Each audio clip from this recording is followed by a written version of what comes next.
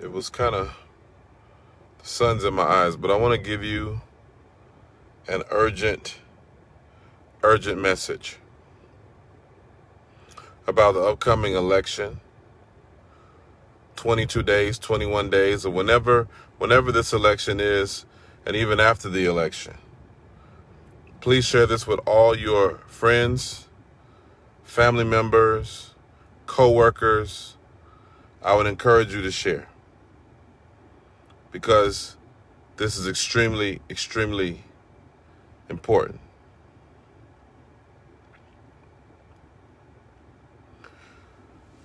As I was praying about this whole election and all the stuff that's going on, we know a lot is going on right now. We got still the reports of COVID-19. We have Black Lives Matter. We have issues of racial tension in America. And then we have an election. And as I was really praying and meditating about this, one of the things that was revealed to me, and I need you to hear this, is that we are in a battle between two altars. This is not an ideological battle only. This is not a personality battle only. This is not just about, you know what, I like this candidate, I don't like that candidate. I like how this candidate behaves, I don't like how this candidate behaves. It's not really about that. This is a battle of altars. What do I mean? An altar is a place of sacrifice. An altar is a place where spiritual forces are invited into the earth. Altars are places where we gain influence in the earth. I know this sounds really strange, but I'm telling you right now, this is about altars. This is about altars. Because the power of a nation, the strength of a nation, is based upon the purity of its altar. If you go back to 1 Kings and you see when Elijah, when he stood up against King Ahab and his wife Jezebel, it wasn't just about Jezebel and her ways and her lifestyle, but it was about what she represented. It was the altar she represented. Jezebel represented the altar of Baal. In fact, she was the daughter of Ethbaal, who was the high priest of Baal. Her responsibility or her assignment was to usher in Baal worship over all of Israel. She would have been successful if it weren't for Elijah.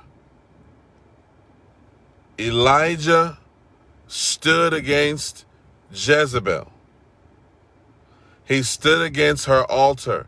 And the confrontation between the prophets of Baal and the prophet Elijah was a battle between altars. It was the altar of Jehovah or Yahweh versus the altar of Baal and Ashtaroth.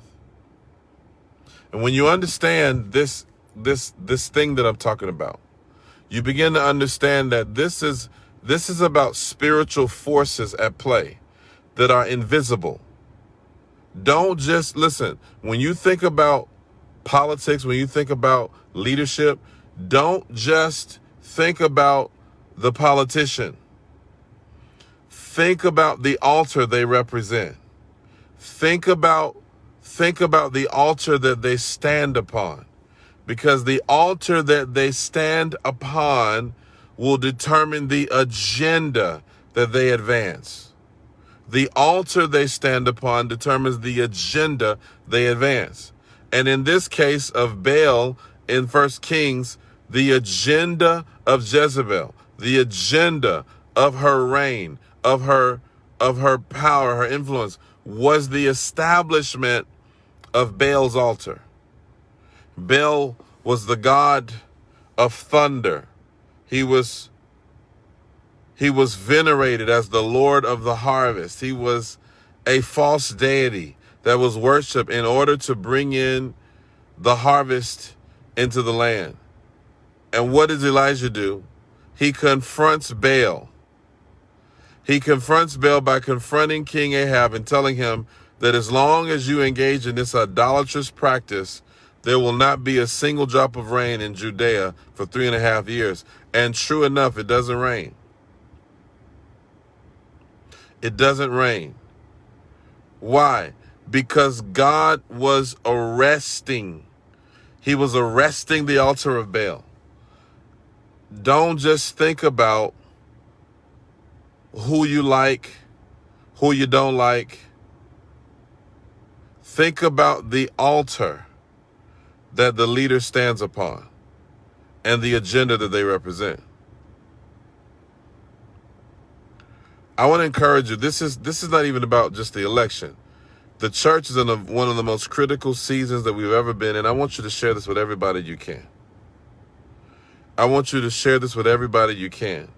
I want you to think about the fact that millions and millions and millions of people are being affected by nefarious and diabolical forces, ideologies, and agendas that are trying to sway people's mind. I was listening to the confirmation hearing the other day, and some of the things that were said were so unsettling because, make no mistake, there is an altar that represents perversion. There's an altar that represents the destruction of families, the emasculating of men, the removal of male authority. There's so many things that are happening, and you need to pay attention. Pray like you've never prayed before. I'm telling you, I'm praying like I've never. I woke up this morning, I was praying in the Spirit, and I believe you need to pray in the Spirit as well. I challenge you believers who are watching this, I challenge those watching this video to pray, research, pray some more. Pray, research, and pray some more. Pray, research, and pray some more. Please share this with everybody you know right now. And remember that Jesus is Lord. Which altar are you voting for?